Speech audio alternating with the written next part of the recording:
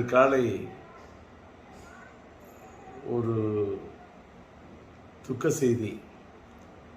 என்னோடு சமகாலத்தில் பணியாற்றியவர், தமிழ் திரையுலகத்தில் தனக்கென்று ஒரு தனி முத்திரை பதித்து தனி கொடி நாட்டியவர், என் இனிய நண்பர், எழுத்தாளர், இயக்குனர் கே. பாக்யராஜ் அவர்களார்.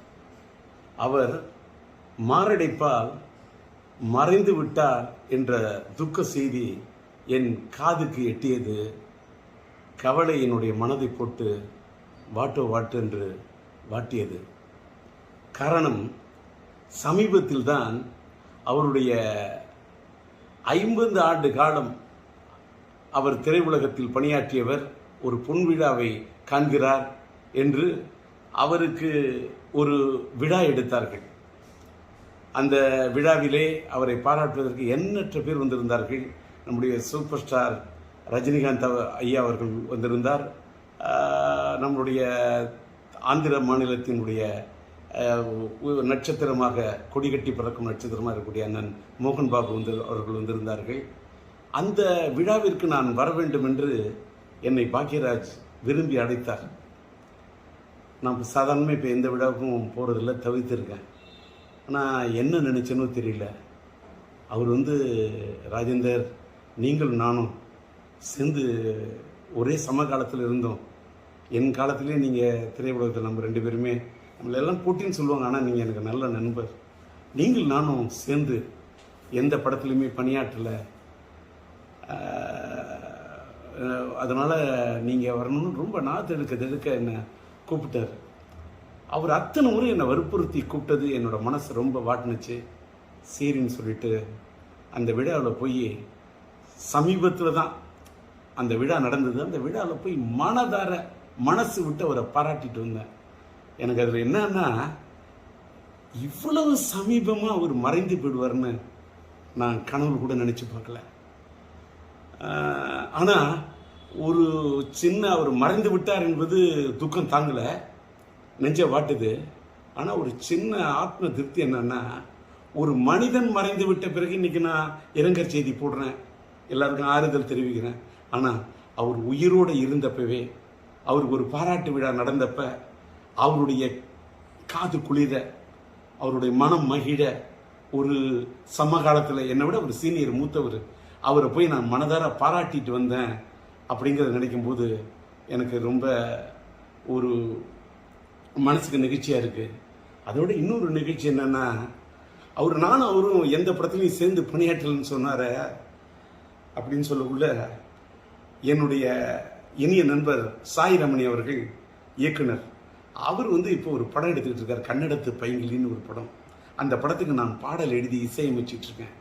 அந்த படத்தில் ஒரு கதாநாயகனுடைய தந்தையார் கதாபாத்திரத்திலையும் தாயார் கதாபாத்திரத்திலையும் நம்முடைய கே. பாக்யராஜ் அவர்களையும் பூர்ணிமா பாக்யராஜ் அவர்களையும் நடிக்க வைக்க இருக்கிறேன் என்று அவர் சொல்லிவிட்டு, டி. ராஜேந்தர் எழுதி இசையமைக்கக்கூடிய இந்த படத்தில் அவர்கள் இருவரையும் இணைப்பது என்பது எனக்கு ஒரு பெருமைக்குரிய விஷயம் என்று சாய் ரமணி சொன்னார். அந்த படத்தின் படப்பிடிப்பு நடந்து அந்த படப்பிடிப்பு நிறைவடையக்கூடிய சூழ்நிலையில் இவர் இப்படி ஒரு முடிவுரை எழுதி விடுவார் என்று நான் நினைத்து பார்க்கவில்லை. எல்லாத்துக்கும் மேலே இன்னைக்கு தென்னிந்திய திரைப்பட ரைட்டர்ஸ் அசோசியேஷன், எழுத்தாளர் சங்கத்துடைய தேர்தலுக்காக இன்று காலையில் அவர் மனு தாக்கல் செய்வதற்காக கே. பாக்யராஜ் அவர்கள் தன்னை தயார்படுத்தி கொண்டிருந்திருக்கார். ஆனால் விதி எப்படி விளையாடி இருக்கிறது பாருங்கள். யமலோகத்தில் யார் இவரை கதை திரைக்கதை எழுத, வசனம் எழுத அழைத்தார்கள் என்று தெரியவில்லை. அங்கே சென்று போய் இவர் மனு தாக்கல் செய்து விட்டாரே. இங்கே எழுத்தாளர் சங்கத்தில் நிற்பதற்கு மனு தாக்கல் செய்வார் என்று நினைத்தால் அங்கே போய் மனு தாக்கல் செய்து விட்டார் என்பதை எண்ணிய போது மனது தாங்கவில்லை. எல்லாத்துக்கும் மேல 16 வயதிலே படம், மறைந்துவிட்ட இயக்குனர் இமயம் பாரதி ராஜா அவர்களுடைய முத்திரை படைத்த படைப்பு.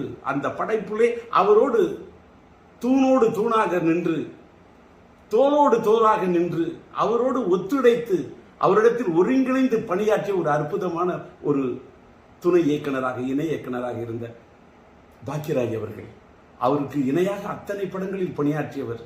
கிடைக்கே போகிற ரயில் என்றும் புதிய வார்ப்புகள் என்றும் சிகப்பு ரோஜாக்கள் என்றும் அத்தனை படங்களில் அவரோடு உடனிருந்து பணியாற்றியவர். அவர் அந்த இயக்குனர் இமயம் சாய்ந்து மறைந்து, அது 10ஆம் தேதி என்று நினைக்கிறேன், 16 நாட்கள் 16 வயதிலே அவரோடு நட்பை ஏற்படுத்திக் கொண்டு பணியாற்றியவர். அவர் பிரிந்து விட்டார், அவரோடு பணியாற்றினேன். அவர் பிரிந்து 16வது நாளிலேயே நானும் பிரிந்து விடுவேன் என்று. இன்னைக்கு 27. இந்த மண்ணை விட்டு பாக்கியராஜ் போறாருன்னா 16 வயதினிலே அந்த படத்துல அதுல இருக்கக்கூடிய எண் 16. தன்னுடைய குருநாதர் மறைந்து நாட்கள் எண்ணி 16, அதில் என்னை விட்டு சென்று விட்டாயே என்று போய்விட்டாரே, தாங்கவில்லை.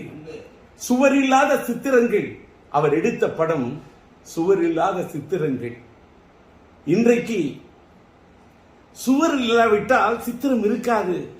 நீ இல்லாவிட்டால் தமிழ் உலகத்தில் எங்கே சித்திரங்கள் இருக்கும்? நீ எடுத்த படம் ஒருகை ஓசை. ஏன் இவ்வளவு திடீரென்று நினைத்து விட்டாய்? நின்று விட்டது உன் குரல் ஓசை. நீ எடுத்த படம் மௌன கீதங்கள். எங்களை பாட வைத்து விட்டு சென்று விட்டாயே, ஏன் சோக கீதங்கள்? நீ எடுத்த படம் தூரல் நின்று போச்சு. எதற்காக இன்றைக்கு உன்னுடைய மூச்சு நின்று போச்சு?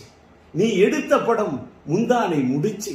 ஏன் நிறுத்தி கொண்டாய் நீ விடுகின்ற மூச்சு? எங்கே நின்றது உன் பேச்சு?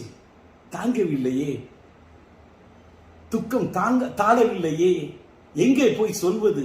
அதனால் நீ மறைந்து விட்டாய் என்ற செய்தி கேட்டவுடன் அது ஈட்டி போல் அது என் இதயத்தை தாக்கியது. அதனால் என்னுடைய துக்கத்தை எங்கே போய் சொல்வது? உம்மை இழந்து வாடக்கூடிய உன்னுடைய இல்லத்தாருக்கும் இந்த திரையுலகத்தை சார்ந்தவர்களுக்கும் என்னுடைய ஆறுதலையும் ஆழ்ந்த இரங்கலையும் தெரிவித்துக் கொள்கின்றேன்.